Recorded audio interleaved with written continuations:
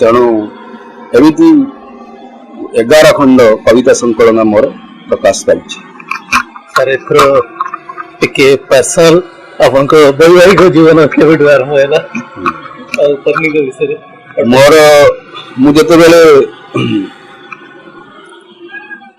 संबलपुर रे पढुथली मोदरे बाणी बिहार एमए कली कहउथली सेते बेले गोटे आम समस्त भीतर गोटे आलोचना होउथला बाणी बिहार गोटे कॉम्पिटिटिव परीक्षा देवार ग्राउंड थिला सेठी अनेक छात्र बाणी बिहार के पढुथले बाणी बिहार भल पिला माने बाणी बिहार जाउथले बाणी बिहार संध्यारे आलोचना होउथाय किए कौन परीक्षा देव कॉम्पिटिटिव देव सेतिक समय गोटे आलोचना है जो माने बीईडी करेंगे से माने जो जूनियर कॉलेज +2 कॉलेज सब अलग होची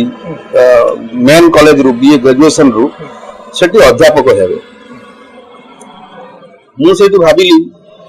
जो मो पाखरे तो मु ट्यूशन करी ओएस आईएएस पई बहुत प्रिपरेशन करिया को पड़िबो आ बही भी किनिया को पड़िबो एते पैसा मु कुआडू आनिबी तेणु से मुझे बीईडीटा करदेवी निहाती सत कथा कहूँ ताले हुए तो मुझे +2 स्कूल अध्यापक तेणु बीईडी कली बीईडी में फास्ट हेली तापर सेठी बीईडी कला समय मुझे जने भल डिबेटर मु चांसलर प्राइज जीति तेणु मुझे एमईडी करी से एमईडी कला समय बीईडी कला समय से देखा हुए जी मोर स्त्री सौभागिनी सी से पाठ पढ़ा को आसते जेहेतु घरटा हूँ जगतसिंहपुर मो घर हूँ बालेश्वर तेणु आम साथी जावासवा सहित प्रति जो मोर दुर्बलता कहूँ गले मोर प्रेम विवाह तारे मु जो दिन जाइए सेठी मोर मन विश्व खाद्य दिवस से दिन एडमिशन जो दिन हवा को जाई से दिन सौभागिनी बीईडी कॉलेज बेंच रे बसिकी कांदुचंती काई कांदुचंती ना सी कौन तंकर आसवा को डेरी हैला तेणु प्रिंसिपल तंको बहुत गाली करते जेएम राठौर जगमोहन राठौर मु जेहेतु जड़े मो छात्र विद्रोही लोक टे किए पचारि खांचुत कहीं ना मुझे कथा मो घर कटक जमी कटक कहले मुझे अरे आम से अंचल झीटा को गाई कांदुच मुझे कौन है कौन ना से कहले तेरे मुझे प्रिंसिपल पाखक गली एवं बुझेली प्रिंसिपल मोर जो युक्ति पाखरे सी हार मानिले एवं से परमिशन देले पढ़ाई मु पलि आसी विश्व खाद्य दिवस को ट्रेनिंग फेरी जाइए क्लास करने से दिन विश्व खाद्य दिवस सी से थे हॉस्टेल रोते आम कॉलेज रे विराट हॉल मु तो जेहेतु भाषण देवा भल लगे से डिबेट करूँ तेणु मु मोर विश्व खाद्य दिवस से माने गोटे इंप्रेशन तैयारी करा पड़ो स्पीच देला परे सी से पछरे बसते सी आसी मत पचारे मत चिन्ह पार्टी ना मु कहली हाँ मुझे चिन्ह पार्टी आप कांदुले से कांदुरी झील ना तापर आम भितर भेटाभेटी हुए भेटाभेटी है जीवासवा घर को होती 1988 मसीह आम बाहलु मोर 2 जन पुओ इंजीनियर डॉक्टर कल्याण सौर गोटे बहुत भल स्टूडेंट लेखे भल सान पुओ मत डॉक्टर डेंटल सर्जन मो स्त्री जी सौभागिनी सी पुरी रे आम घर अच्छी कोणार्क आपण पीपीडी कोणार्क मझे रटिल बोली जगह से जगह आम गोटे घर अच्छी से गोटे नागबस्थ हाई स्कूल अच्छी से नोडाल हाई स्कूल से नोडाल हाई स्कूल सी एवं प्रधान अध्यापिका प्रधान शिक्षयित्री जहाँ कहते सी आर वर्ष को रिटायर कर तेणु ये हूँ मोर सर एथर आपन जी एते खंड प्रकाश पाइला बही आपन सारस्वत साधना को देखी केते कोन संवर्धना पुरस्कार कौन कौन सब मिली केमती उत्साहित कराई ସାହିତ୍ୟ ଜଗତରେ ମୁଁ ଯୋଉ ପ୍ରଥମରୁ କହିଛି ଆମେ ଗୁଡ଼ାଇବ ଅଛନ୍ତି। ଅନେକ କଥା ଆପଣଙ୍କୁ ମୁଁ କହିଛି। ବାପାଙ୍କର ପ୍ରଭାବ ମୋ ଉପରେ ଅଛି। ବାପା ତୁଙ୍ଗ ହିମାଳୟ ଭଳି ଏବଂ ମୁଁ ତ ସାମାନ୍ୟ ଗୋଟେ ଛୋଟ ଦ୍ରୁମଟେ ସମତଳ ଭୂମିରେ ତାଙ୍କ ପାଦ ପାଖରେ ବଡ଼ ହେଇଛି। ମୁଁ କେବେ ସମ୍ମାନ ମୋତେ ଆପଣ ଜାଣିନାହାନ୍ତି। ଅନେକ କିଛି ଅନୁଷ୍ଠାନ ମୋତେ ସମ୍ମାନିତ କରିବା ପାଇଁ କହିଛନ୍ତି। ମୁଁ ତାଙ୍କୁ ପ୍ରଶ୍ନ କରିଛି ଯେ ମୋତେ କାହିଁକି ସମ୍ମାନିତ କରିବେ, ମୋର କେଉଁ ପ୍ରତିଭା କେଉଁ ଗୁଣ କ'ଣ ପାଇଁ ନା ଏମିତି ଗୋଟେ ମୋତେ ମାନପତ୍ର ଗୋଟେ ସାଲ୍ଟ ଦେଇକି ସମ୍ବର୍ଦ୍ଧନା କରିବାକୁ ଚାହୁଁଛନ୍ତି। ତେଣୁ କିଛି ସମ୍ବର୍ଦ୍ଧନା ଏବଂ ସମ୍ମାନକୁ ମୁଁ ପ୍ରତ୍ୟାଖ୍ୟାନ କରିଛି, କିନ୍ତୁ କିଛି ସମ୍ମାନ ଏବଂ ସମ୍ବର୍ଦ୍ଧନାକୁ ମୁଁ ପ୍ରତ୍ୟାଖ୍ୟାନ କରିପାରି ନାହିଁ। ମୁଁ ସବୁଠୁ ବଡ଼ ସମ୍ମାନ ଏବଂ ଯୋଉ ଭାବେ ମୋର ଯୋଉ ପାଠକ, ଆପଣ ଶୁଣି ଖୁସି ହେବେ, ଯେତେବେଳେ ମୋର ଗପଟେ ବାହାରେ ସେ ଗପ ଓଡ଼ିଶାର କୋଉ କୋଣରୁ ଜଣେ କିଏ ମୋ ମୋବାଇଲରେ ଆପଣ ଦେଖିବେ ଗୁଡ଼ାଏ ନମ୍ବର ସେଥିରେ ଲେଖା ହେଇଛି ରିଡର ନମ୍ବର ଅଛି ରିଡର। ତା ମାନେ ହେଉଛି ସିଏ ରିଡର ମାନେ ହେଉଛି ଗଳ୍ପ କିମ୍ବା ପ୍ରବନ୍ଧ ପଢ଼ିକି ଓଡ଼ିଶାର କୋଉ କୋଉ ଜାଗାରୁ ସେମାନେ ଫୋନ କରନ୍ତି ଏବଂ ତାଙ୍କର ଖୁସି ବ୍ୟକ୍ତ କରନ୍ତି ଯେ ମୁଁ ଆପଣଙ୍କର। କିନ୍ତୁ ପ୍ରବନ୍ଧରେ ମଧ୍ୟ ଯେତେବେଳେ ମୋର ଧରିତ୍ରୀ ସମ୍ବାଦ ସମାଜରେ ଯେତେବେଳେ ମୁଁ ପ୍ରବନ୍ଧ ରେଗୁଲାରଲି ଲେଖୁଥିଲି, ଏବେ ଯେ କମ୍ ଲେଖୁଛି, ସେତେବେଳେ ମୋତେ ପ୍ରଶ୍ନ ବି ହେଉଥାଏ ଯେଉଁଦିନ ବାହାରିବ ଲେଖା ସେଦିନ ମୋତେ ଅନେକ ପାଠକ ଏଜୁକେସନରେ ମଧ୍ୟ ବହୁତ ପାଠକ ମୋତେ ପ୍ରଶ୍ନ କରିଛନ୍ତି, ମୋତେ ପଚାରିଛନ୍ତି ଯେ ସାର୍ ଆପଣ ଏମିତି କାହିଁକି ଲେଖିଲେ, ସେମିତି କାହିଁକି ଲେଖିଲେ, ଲେଖିବାର ଉଦ୍ଦେଶ୍ୟ କ'ଣ। ଏମିତିକି ଆପଣ ଯେଉଁ ଜର୍ମାନୀର ରାଜେନ୍ଦ୍ର ଦାସ ଅଛନ୍ତି, ସେ ମଧ୍ୟ ଗୋଟେ ମୋର ପ୍ରବନ୍ଧ ପଢ଼ି ଜର୍ମାନୀରୁ ଫୋନ କରିଥିଲେ। ମୋର ଗପଟେ ପଢ଼ିକି ଭୂପେନ ମହାପାତ୍ର ଯିଏ ରାଉରକେଲାରେ ଅଛନ୍ତି ସେ ମୋତେ ଫୋନ କରିଥିଲେ। ତେଣୁ ଏଇ ସବୁ ଲୋକଙ୍କର ଯେଉଁ ଶ୍ରଦ୍ଧା ସ୍ନେହ ଏବଂ ଭଲ ପାଇବା, ୟାଠୁ ବଳି ପୁରସ୍କାର ମୋ ଜୀବନରେ କିଛି ନାହିଁ। ହଁ, କେତେଟା ପୁରସ୍କାର ମୁଁ ନିଶ୍ଚିତ ଭାବରେ ବା ସମ୍ମାନ ମୁଁ ଗ୍ରହଣ କରିଛି, ଯୋଉଟା ମୁଁ ଆପଣଙ୍କୁ ଏବେ କହିଲି। ମୁଁ ଯେଉଁଦିନ ମୁଁ ସେତେବେଳେ 2017 ମସିହାରେ ଡକ୍ଟର ଦେବ ମହାନ୍ତି ପବ୍ଲିକ ସ୍କୁଲ ନିଶ୍ଚିନ୍ତ ସ୍କୁଲରେ ଅଧ୍ୟକ୍ଷ ଥିଲି। ଦିନେ ସକାଳେ ମୁଁ ବସିଛି, ସେଇଠି ମୁଁ ରହୁଥିଲି କ୍ୟାମ୍ପସରେ ମୋର କ୍ୱାର୍ଟର। ହଠାତ୍ ଗୋଟେ ଫୋନ୍ ଆସିଲା ଜଣେ ମହିଳାଙ୍କର। ସେ ମୋତେ ପଚାରିଲେ କାଳିକିଙ୍କର ବାବୁ କହୁଛନ୍ତି? ମୁଁ କହିଲି ହଁ, ମୁଁ କାଳିକିଙ୍କର ବାବୁ କହୁଛି। ନା, ମୁଁ ଅନୁସୂୟା ନନ୍ଦ କହୁଛି। ଅନୁସୂୟା ନନ୍ଦ ହେଲେ ମୁଁ କହିଲି ମ୍ୟାଡ଼ାମ ନମସ୍କାର, କହନ୍ତୁ। ନା, ଆମେ ଚିନ୍ତା କରିଛୁ ଏ ବର୍ଷ ଆପଣଙ୍କୁ ସଂସାର ସାହିତ୍ୟ ସମ୍ମାନ ଦେବୁ। ମୁଁ ହଠାତ୍ ଆଶ୍ଚର୍ଯ୍ୟ ହେଇ ମୋତେ ବହୁତ ଭଲ ଲାଗିଲା। ମୁଁ ନିଜକୁ ବୁଝିପାରିଲିଣି ଯେ ଆଜିକାଲି ଶୁଣାଯାଏ ଯେ ସାହିତ୍ୟରେ ପୁରସ୍କାର ପାଇଁ ବା ସମ୍ମାନ ପାଇଁ ଲବି କରାଯାଏ। ମୋର ତ ସାମାନ୍ୟ ଲବି ନାହିଁ, ତା ମାନେ ନିଶ୍ଚିତ ଭାବରେ କୋଉଠି କୋଉଠି ସାହିତ୍ୟ ବଞ୍ଚିଛି। ନିଶ୍ଚିତ ଭାବରେ ସମାଜରେ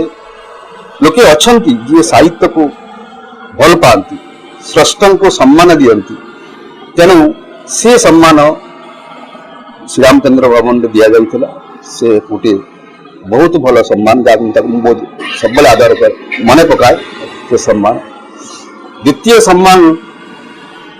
ଗୋଟେ ସମାଜ ସେବା ପାଇଁ, ମୁଁ ସେଟାକୁ ଦ୍ୱିତୀୟରେ କହିବି ସମାଜ ସେବା ପାଇଁ। ମୁଁ 2003-04 ମସିହାରେ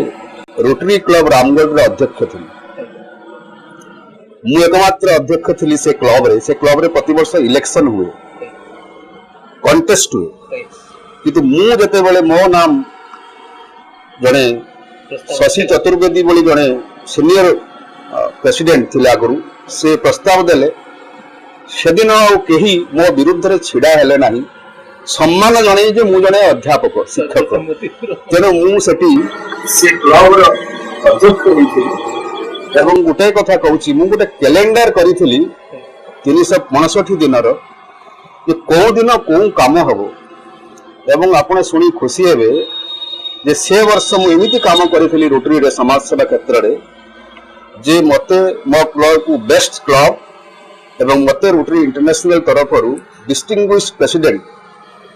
ମାନେ ସବୁଠୁ ଭଲ ଅଧ୍ୟକ୍ଷ ଭାବରେ ମୋତେ ସମ୍ମାନ ଦିଆଯାଇଥିଲା। तो ସେଇଟା ହେଉଛି ମୋର ଗୋଟେ କର୍ତ୍ତବ୍ୟ।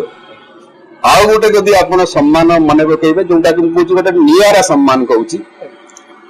ସେଟା ହେଉଛି ମୋ ଗାଁ ମାଟିରୁ ଗୋଟେ ସମ୍ମାନ ମିଳିଥିଲା।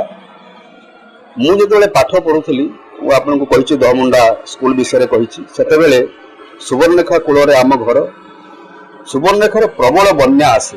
ପ୍ରତିବର୍ଷ ବହୁତ ବନ୍ୟା ଆସେ, ରାସ୍ତାଘାଟ ଭାଙ୍ଗିଯାଏ, ସ୍କୁଲ ଯିବାକୁ କଷ୍ଟ ହୁଏ। ମୁଁ ଯେହେତୁ ଗୋପବନ୍ଧୁଙ୍କୁ ବହୁତ ଭଲ ପାଏ, ଗୋପବନ୍ଧୁଙ୍କ ଆଦର୍ଶରେ ମୁଁ ବହୁ ଭାବରେ ଅନୁପ୍ରାଣିତ ପିଲାଦିନୁ, ମୁଁ ମୋର ସ୍କୁଲର ସାଙ୍ଗମାନଙ୍କୁ ନେଇକି ଗୋଟେ ସଂସ୍ଥା ଗଢ଼ିଥିଲି, ଗୋପବନ୍ଧୁ ସମାଜ ସେବା ସଂସ୍ଥା। ଆମର କାମ ଥିଲା ଟିଫିନ ଛୁଟିରେ ଘରକୁ ଯିବା, ଉଦାଳ ଝୋଡ଼ି ନେଇକି ଆସିବା ଏବଂ 4ଟା ପରେ ସ୍କୁଲ ଛୁଟି ହେଲେ ଘଣ୍ଟାଟେ 2 ଘଣ୍ଟା ଆମେ ଆଉ ନ ଖେଳିକି ଗାଁରେ ସେ ଯୋଉ ଖାଲ ଅଛି ମାଟି ପକେଇବା। ତେଣୁ ଆମେ ସେ ମାଟି ପକଉଥିଲୁ, ଲୋକମାନେ ବହୁତ ଭଲ ପାଉଥିଲେ। ଏ ଛୁଆ ଗୁଡ଼ା ଯାହା ଆମକୁ ଦେଖି ଦେଖି ଗାଁ ଆଉ କିଛି ଲୋକ ଆସିକି ମାଟି ପକେଇଲେ, ଆମକୁ ସାହାଯ୍ୟ କଲେ। ତେଣୁ ଏମିତି ବର୍ଷ ବର୍ଷ ଲାଗି ରହିଥାଏ। ତାପରେ ମୁଁ ସେଇ ଗାଁରେ ଆମେ ଗଢ଼ିଥିଲୁ ଅଗ୍ନିବୀଣା ସାହିତ୍ୟ ସଂସଦ। ସେ ଅଗ୍ନିବୀଣା ସାହିତ୍ୟ ସଂସଦ ମୁଁ ଚାଲିଗଲା ପରେ ଏବଂ ମୋର ବନ୍ଧୁମାନେ ଚାଲିଗଲା ପରେ ଆଉ ତାକୁ ବଞ୍ଚିଛି, କିନ୍ତୁ ରେଗୁଲାରଲି ତାର ଫଙ୍କସନ ହଉନି। 2008 ମସିହାରେ ତାର ବାର୍ଷିକ ଉତ୍ସବରେ ସେଠି କାଳୀପଦ ବାବୁ ମଧ୍ୟ ଯାଇଥିଲେ, ରମାକାନ୍ତ ବେହେରା ଯାଇଥିଲେ, କାଲି ସେଦିନ ଆସିଥିଲେ ବିଜୟାନନ୍ଦ, ମୁଁ ଯେଉଁ କହୁଥିଲି କାଲିର ଇଏରେ, ସେଦିନ ମତେ ଗୋଟେ ମୋର 2 ଖଣ୍ଡ ବହି ଏଇ ଯୋଉ ଉନ୍ମୋଚନ ହେଇଥିଲା। ବାପା ଯାଇପାରିଲେନି, ଯିବାର ଥିଲା, ସେଇଠି ମତେ ଗୋଟେ ସମ୍ମାନ ଦିଆ ହେଇଥିଲା, ମାଟିର କବି। କାରଣ ସେଇ ମାଟିରୁ ମୁଁ ଜନ୍ମ, ସିଏ ଗୋଟେ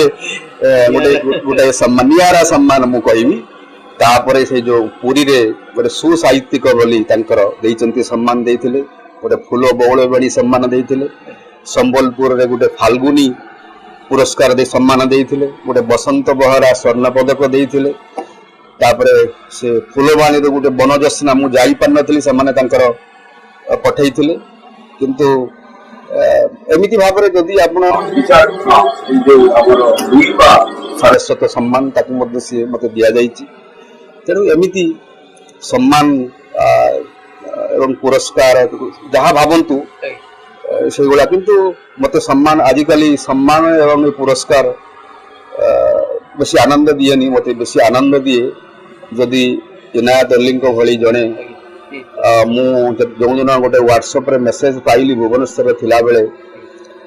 ଯୋଉ ତର୍ଜୁମାନ ସାହିତ୍ୟର ଯୋଉ ଇନାୟତ ଅଲ୍ଲୀ, ସେ ମତେ ଲେଖିଲେ ଯେ ସାର୍ ଆପଣଙ୍କର କିଛି କବିତା ପଠାନ୍ତୁ, ଆମେ ପ୍ରକାଶ କରିବୁ, କବି ଓ କବିତା। ମତେ ବହୁତ ଭଲ ଲାଗିଲା ଯେ ବାଲେଶ୍ୱରରେ ଆପାତତଃ କେହି ତ ମତେ କିଛି ଜାଣିଛନ୍ତି, ଯଦିଓ ବାଲେଶ୍ୱରରେ ମୁଁ ଛାଡ଼ିକି ଆସିଲିଣି, ମଝିରେ ମଝିରେ ଯାଏ ଏବଂ ମୁଁ 5ଟି କବିତା ପଠାଇଦେଲି, ସେଥିରେ ସ୍ଥାନ ପାଇଛି।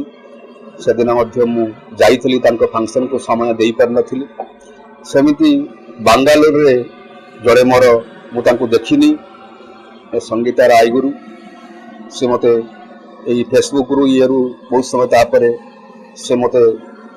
5ଟି କବିତା ମଧ୍ୟ ସେ ନେଇକି ହିନ୍ଦୀରେ ଅନୁବାଦ କରିଛନ୍ତି ଏବଂ ତାକୁ ସେଠି ସେ ପ୍ରକାଶ କରିଛନ୍ତି। ଏମିତି ଭାବରେ ଏଇ ସବୁ ଜିନିଷ ଅନେକ ଭାବରେ ନିଜକୁ ଭଲ ଲାଗେ। ଯିଏ ଜଣେ ସ୍ୱତଃସ୍ଫୂର୍ତ୍ତ ଭାବରେ ଜଣେ କହନ୍ତି ଯେ ଆପଣଙ୍କ ଲେଖା, ମୁଁ ସେତେ ଭଲ ଲେଖେ ବୋଲି ମୁଁ କହୁଛି, ନିଜକୁ କହୁନି ଯେ ମୁଁ ଜଣେ, ଯେତେବେଳେ ଏଇ ବିଶ୍ୱଧାରା ଭିତରେ ବିଭିନ୍ନ ଲେଖକଙ୍କର ଲେଖା ପଢେ, ଆଜି ସକାଳେ ମନୋଜ ଦାସଙ୍କର ସମୁଦ୍ର କୂଳ ଗାଁଠୁ ଆରମ୍ଭ କରି ଅନେକ ଗଳ୍ପକୁ ଖାଲି ଟିକେ ଦେଖୁଥିଲି, ପଢୁଥିଲି ତାଙ୍କର ସେସବୁ ତାଙ୍କ ଲେଖା, ସେମାନଙ୍କର ସୃଷ୍ଟି ଆଗରେ ଆମେ କ'ଣ, ଆମକୁ ବହୁତ କିଛି ଶିଖିବାର ଅଛି, ଆମକୁ ବହୁତ କିଛି ପଢିବାର ଅଛି, ଆମକୁ ବହୁତ କିଛି ଜାଣିବାର ଅଛି, ଆମକୁ ମୁକ୍ତ କରିବାର ଅଛି। ଆମକୁ ମୋର ଗପ ଏବଂ ଉପନ୍ୟାସ ଲେଖିବା ପଛରେ ଆଉ ଗୋଟେ ଛୋଟିଆ କାହାଣୀ ମୁଁ ଆପଣଙ୍କୁ କହିଦେଉଛି। ପ୍ରାୟ 1982 ମସିହାର ହବ, ସେତେବେଳେ ବାପା ବୈଦ୍ୟନାଥ ରଥ ଫକୀରମୋହନ ସାହିତ୍ୟ ପରିଷଦର ସଭାପତି ଥାନ୍ତି, ପଞ୍ଚନାରାୟଣ ଦାସ ଥାନ୍ତି ସମ୍ପାଦକ। ମୁଁ ସେତେବେଳେ ବାଣୀ ବିହାରର ଛାତ୍ର ଥିଲି। ଫକୀରମୋହନ ସାହିତ୍ୟ ପରିଷଦକୁ ଏଇ ଯୋଉ ମକର ସଂକ୍ରାନ୍ତିକୁ ଯୋଉ ଫଙ୍କସନ ହୁଏ, ଉତ୍ସବ ହୁଏ, सेठी जोग देवा निमंत्रित होते नित्यानंद महापात्र,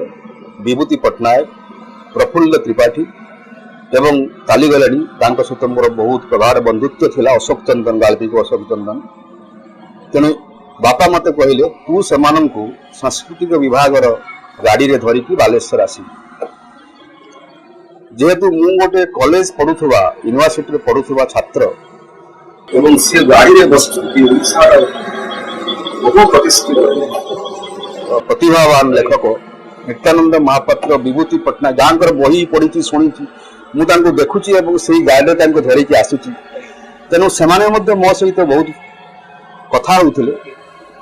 से मो मन भितर जिते गुड़ाए प्रश्न थिला बापा को मुझे बजरंग रथन को सब प्रश्न पर प्रश्न पचारे आप जदि आउ के इंटरव्यू करेंगे मुझे बहुत कथा कहि संपर्क एवं से सब प्रश्न उत्तर बहुत सहज एवं सरल भाव में दियंती। से कहे कही ना हो मुझे काली देवी ना सी सही समय दियंती। तेणु से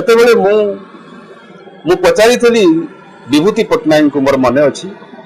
जे आपण उपन्यास जो लिखिले उपन्यास लिखुंट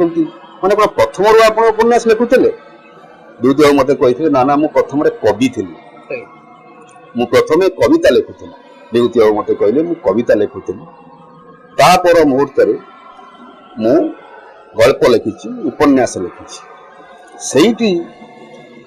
मुझे पचारि आपण ये सब पात्र कुआरू पाती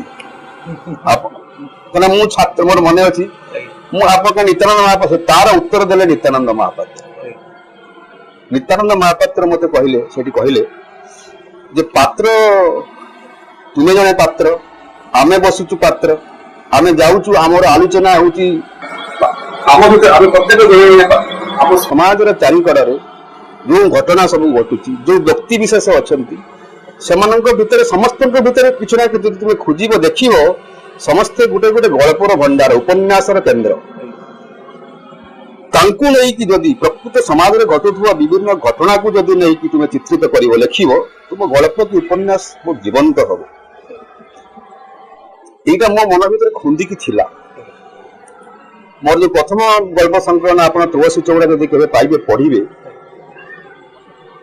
मत एवं से गल्प पढ़ले भल लगे ता भितर काला मास्ट्रे बुढ़ा बाहुण कटिया भाई तुलसी चौड़ा गल्प एमती बहुत एवं बहु गल्प जोटा कि प्रकृत से व्यक्ति माने मो गाँव में अच्छा एवं तांको जीवन को लेकिन से गल्प एवं से गल्प पढ़ी बहुत खुशी होती। जड़े लोक काला शुणी पारे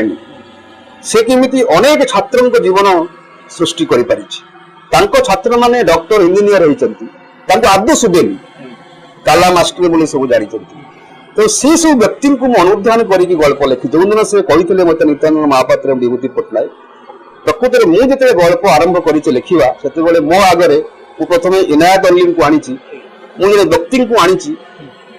बुझा चेष्टा करी पढ़ा चेष्टा करी गल्प बहुत भल लगी मत थे जो कथार संपादक बहुत ख्यातनामा संपादक से गौरहरी दास से मत थे मोर गोटे गल्प पढ़ी मत सजेस्ट करते गप गुड़ा बहुत भल होती आपंकर बहुत भल गप लिखुंट से जो गोटे पार्टिकुलर गपर से कहले मत उपदेश देले एडवाइस देले ताकू जो कनक्लूड आपण करिसंती ताकू आपण आउ एई ढंगरे करंती एटी मु तांको सतल मु कहूची मु तांको कहली जे मु कहली आपण ताकू टिके निजे कर दो ना मु देखि किमिति होउची से मते उत्तर लिखिले ना आपण ही करंती। तेणु एमाने सब गोटे गोटे समय समय आपण शिखिबा को चाहिए शिखिबे एमाने हेले प्रकृत प्रेरणा अनुष्ठान किंतु आप निजे को मुक्त करने को पड़ो आप शिखु। तेणु मुझे पूरा कहूँ मु किसी नुह मु जहाँ किसी करी सामान्य मात्र जहाँ किसी लिखी मो भर अनेक जिन लिखा एवं भी अच्छी मु लिखिपार केवे लिखी जाने जीवन किंतु यही मान मत सब शक्ति और सामर्थ्य देती सब जमी मु बापा जो पछरे रखिली ये लगुच जहाँ कहूँ सी पचर शुणुंट जे मु कौन कहूँ सी शुणुंट खुशी ସତ କଥା ଆମେ ଆଜିକାଲି ଲୋକ ଅନେକ ଜିନିଷ ଆତ୍ମ ବଡ଼ିମା ଆପଣର ଢୋଲ ପିଟନ୍ତି ନିଜର ଇଏ କହନ୍ତି କିନ୍ତୁ ପ୍ରକୃତରେ ଆପଣ ଦେଖିବାକୁ ଗଲେ ଯୋଉ କବି କଣ ଅଛି ଆମେ ଆଲୋଚନା କରୁଥିଲୁ ସେଦିନ ବ୍ୟାମ ମୁଁ ଆଲୋଚନା କରୁଥିଲୁ ଆପଣଙ୍କ କବିତା ପଢୁଥିଲୁ ଯେ ଛୋଟ ଛୋଟ କବିତା ଗୋଟେ ଭିନ୍ନ ସମ୍ପ୍ରଦାୟ ଆମେ ଯୋଉ କହୁ ସେ ସମ୍ପ୍ରଦାୟର ମଣିଷଟେ ହେଇ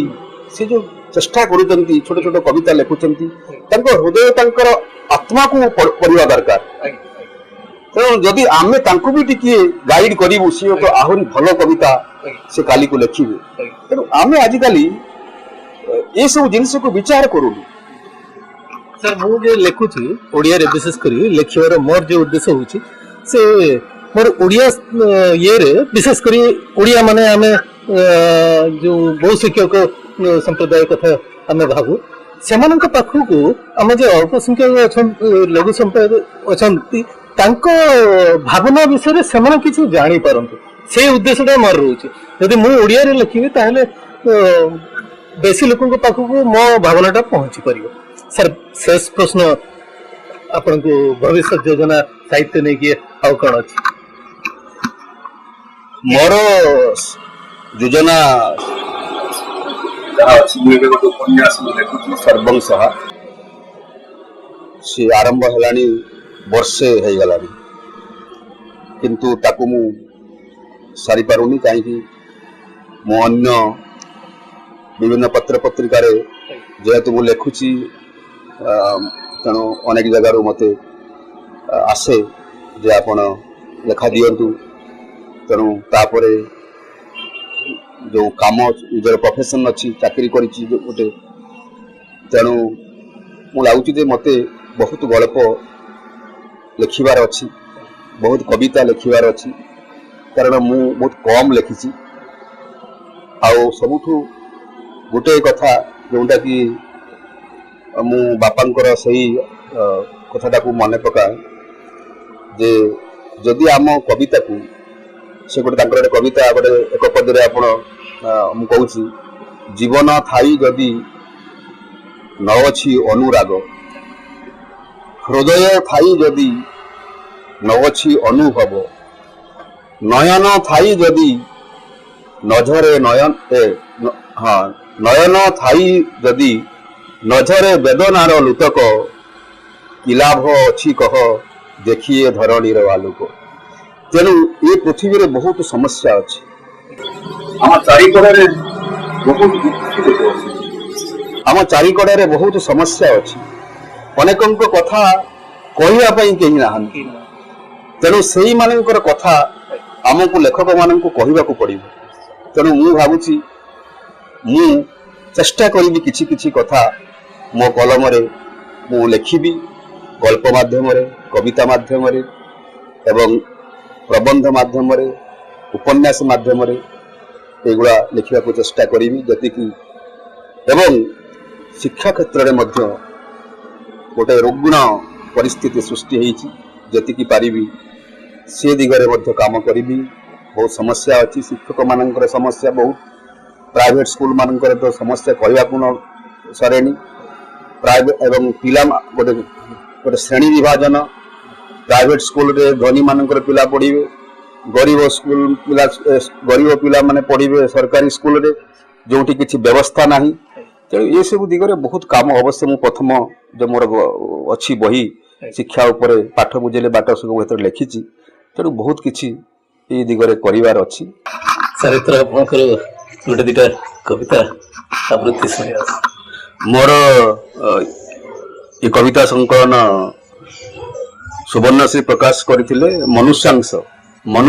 कविता संकलन ना एथिरो मु आपनको गोटे कविता सुनाउची कविता शीर्षक भूल कहिले ठीक ठीक कहिले भूल भूल कहिले ठीक ठीक कहिले भूल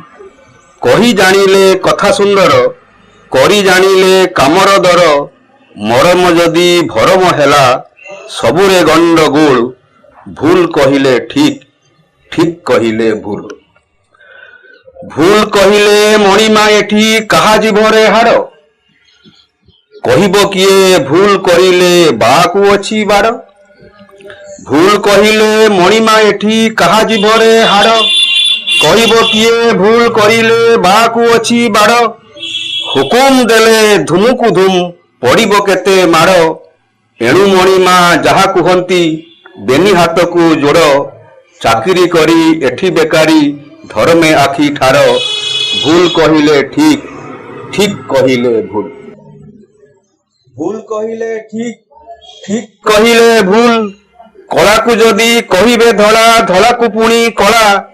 କାହାକୁ ଡର କାହାକୁ ତର ଧରି ଆଣ କେ ଶଳା ମୁଢି ମକଚି ପଶାଇ ଦିଅ ମୁହଁ ମେଲିଛି ଗିଳା ଦଇବ ଏଠି ଦାନାର ଲୁଭେ ବାର ଦୁଆରେ ପାଲା କଲିକତିଆ ବାବୁ କହନ୍ତି ମଖମଲିଆ କଥାରେ ଏଠି ସବୁ ଯେ ଗଣ୍ଡଗୋଳ ନଇଲେ ମଲ କିକଲ ବଲ ଯେତେ ପାରୁଛ ସଳଖି ଚାଲ ବିକନି ଦେଶ ବୁଡ଼ିବ ଚାଷ କରମ ସହ ଧରମ ଯୁଡ଼ି ଦିଅ ହେ ହରି ବୁଲ ଠିକ କହିଲେ ଠିକ ଭୁଲ କହିଲେ ଭୁଲ ଭୁଲ କହିଲେ ଠିକ ଠିକ କହିଲେ ଭୁଲ ଭୁଲ କହିଲେ ଠିକ ଠିକ କହିଲେ ଭୁଲ ଆସ ସଂଗାତ ମନର ମିତ କହିବା ନାହିଁ ଦୂର ଆସ ସଂଗାତ ମନର ମିତ କହିବା ନାହିଁ ଦୂର ଭୁଲକୁ ଆମେ ଠିକ କରିବା ଆପଣା ଦେଶ ଆପେ ଗଢିବା ହାତରେ ହାତ ମିଶାଇ ଦେବା ମିଶାଇ ପାଦ ଆଗେ ବଢିବା ସୁନ୍ଦର ଏକ ଭୁବନ ପାଇଁ ଜାଣିବା ଠିକ ଭୁଲ ଭୁଲ କହିଲେ ଠିକ ଠିକ କହିଲେ ଭୁଲ ବହୁତ ସୁନ୍ଦର ସାର୍ ଆଉ ଗୋଟେ କବିତା ମୁଁ ସେଇ ପୁସ୍ତକରୁ ପଢୁଛି ସେ ମଧ୍ୟ ସେଇ ଛନ୍ଦ କବିତା ସମସ୍ତେ ବୁଝିପାରିବେ ତେଣୁ ଲେଖିବା ଆସ କବିତାଟି ଲେଖିବା ଆସ କବିତାଟିଏ ଯେଉଁ କବିତା ମରମ ଛୁଏଁ ଆଜିକାଲି ଯୋଉ କବିତା ଆମେ ଲେଖୁଛୁ ଏବଂ ଅନେକ ସମୟରେ ଅଭିଯୋଗ ଆସେ ଯେ କବିତା କେହି ବୁଝୁନା ବୁଝିପାରିଲେନି କିନ୍ତୁ ଆମେ ଲେଖୁଛୁ ସମୟ ସମୟରେ ମତେ ଲାଗେ ଲେଖିବାଟା ଗୋଟେ ଦୁର୍ବୁଦ୍ଧ କବିତା ଲେଖିବାଟା ଗୋଟେ ପ୍ରତିଯୋଗିତା ଚାଲିଛି ଯେ ଆମେ ଯେତେ ଦୁର୍ବୁଦ୍ଧ ଲେଖିବୁ ସେତେ ମହାନ କବି ହେଇଯିବୁ ଲେଖିବା ଆସ କବିତାଟିଏ ଯେଉଁ କବିତା ମରମ ଛୁଏ ଉଠରୁ ଦିଏ ଝରାଇ ପାରେ ନିଖିଳ ବିଶ୍ୱବାଣୀ ଆଖିରେ ଦିଏ ଆଲୋକ ଝର କେନୁହେ ଏଠି ଆପଣା ପର ହୃଦୟ ନଈ ଯାଉଛି ବହି ମନର ମନ୍ଦା କିନି ଉଠରୁ ଦିଏ ଝରାଇ ପାରେ ନିଖିଳ ବିଶ୍ୱବାଣୀ କବିତା ନୁହେଁ ମିଛର ସୁର କବିତା ନୁହେଁ ମିଛର ସୁର କବି ସଂସାରେ ନୁହେଁ କାତର କବିତା ସତ୍ୟ ଶିବ ସୁନ୍ଦର ଓଙ୍କାରର ଧ୍ୱନି କବିତା କହେ ସଭିଏ ମୋର ଚିର ଶାଶ୍ୱତ କେଳେ ନିଜର କବିତା ବାଣ୍ଟେ ପ୍ରେମର ସୁଧା ଜୀବନ ସଞ୍ଜୀବନୀ କବିତା ସତ୍ୟ ଶିବ ସୁନ୍ଦର ଓଙ୍କାରର ଧ୍ୱନି ଲେଖିବା ଆସ କବିତାଟିଏ ଯେଉଁ କବିତା ସଭିଙ୍କୁ କହେ ଗଢିବା ଘର ସଭିଙ୍କ ପାଇଁ ନରଖି ଭେଦ ଭାବ ବହିବ ନାହିଁ ହିଂସା ରକ୍ତ ଘୃଣାରେ ସୃଷ୍ଟି ହେବେନି ଘୃଣାତ ଛାତିରେ ଛାତି ମିଶାଇ ଦେଇ ପାଳିବା ପ୍ରୀତି ପର୍ବ ଗଢିବା ଘର ସଭିଙ୍କ ପାଇଁ ନରଖି ଭେଦ ଭାବ କବିତା ଯଦି ପାରିଲା ନାହିଁ ମନ ଆଉ ହୃଦୟ ଆଉ ମନକୁ ଜିଣି କବିତା ଯଦି ପାରିଲା ନାହିଁ ହୃଦୟ ଆଉ ମନକୁ ଜିଣି କବିତା ଯଦି କହିଲା ନାହିଁ ସୃଷ୍ଟି ସ୍ଥିତି କଥା କବିତା ଯଦି ବୁଝିଲା ନାହିଁ ବେଦନା ଭରା ଯେତେ କାହାଣୀ ସେହି କବିତା ଲେଖିବା ମିଛ ମମନ ଅନୁଚିନ୍ତା କବିତା ଯଦି କହିଲା ନାହିଁ ସୃଷ୍ଟି ସ୍ଥିତି କଥା ଆସ ଲେଖିବା ସେହି କବିତା ଆସ ଲେଖିବା ସେହି କବିତା ଯେ ଜାଳି ପାରେ ପ୍ରାଣେ ସଳିତା ଉଠରେ ପାରେ ଫୁଟାଇ ଫୁଲ ଯାହାର ଅଛି ମୂଲ ମିଛରେ ଯିଏ କବି ବୋଲାଏ ଆପଣା ଢୋଲ ପିଟି ଶୁଣାଏ ସେମିତି କବି କିମ୍ପାଇଁ ହେବି କରିବି ହରି ବୋଲ ସେପାଇଁ କବି କିମ୍ପାଇଁ ହେବି କରିବି ହରି ବୋଲ ଉଠରେ ପାରେ ଫୁଟାଇ ଫୁଲ ଯାହାରେ ଅଛି ମୂଲ କବିତା ମୋର ଚଳ ଚଞ୍ଚଳ ମନ ହୃଦୟ ପ୍ରାଣ ନିର୍ଛର ମିଛରେ ଖୋଜି ହୁଏନି ମୁହିଁ ଅବା ମାଗେନି ଶବ୍ଦ ମିଛରେ ଖୋଜି ହୁଏନି ମୁହିଁ ଅବା ମାଗେନି ଶବ୍ଦ ସିଏ ହୁଅନ୍ତି ସ୍ୱୟଂ ପ୍ରବାହ ଜାଣେନି କବି କେଣେ ତା ଦେହ କବିତା ଯାଏ ଆପଣା ପଥେ ନମାନି ବାଧା ବନ୍ଧ ମିଛରେ ଖୋଜି ହୁଏନି ମୁହିଁ ଅବମାଗେନି ଶବ୍ଦ ପଢିଲେ ପଢ ମୋର କବିତା ପଢୁନ ଯଦି ତୁମର ଚିନ୍ତା କବିତା ଦିଏ ଚାଲିବା ପାଇଁ ଗଢିବା ପାଇଁ ବିଶ୍ୱ କବିଙ୍କୁ ଯିଏ ଚିହ୍ନୁଛି ଚିହ୍ନୁ ଚିହ୍ନୁନ ଯଦି ତୁମେ ନିଉନ କବିଙ୍କୁ ଯଦି ଚିହ୍ନୁଛ ଚିହ୍ନ ଚିହ୍ନୁନ ଯଦି ତୁମେ ନିଉନ କବି ଅଟନ୍ତି ସମୟ ବକ୍ଷେ ଅଲିଭା ଚିତ୍ର ଶିଳ୍ପ କବିତା ଦିଏ ଚାଲିବା ପାଇଁ ଗଢିବା ପାଇଁ ବିଶ୍ୱ। सर बहुत सुंदर धन्यवाद सर आपण बहुत समय आपण देले दर्शक बंधु आपण भेटिले जड़े बालेश्वर सरस्वत साधक सफल लेखक गार्पिक प्राबंधिक कवि श्रीयुक्त कारिकिंकर दास महोदय को आपण को आम कार्यक्रम केमती लगुच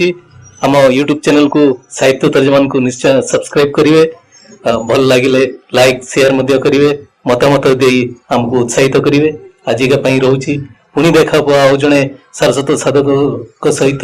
कथबार्ता है। धन्यवाद नमस्कार।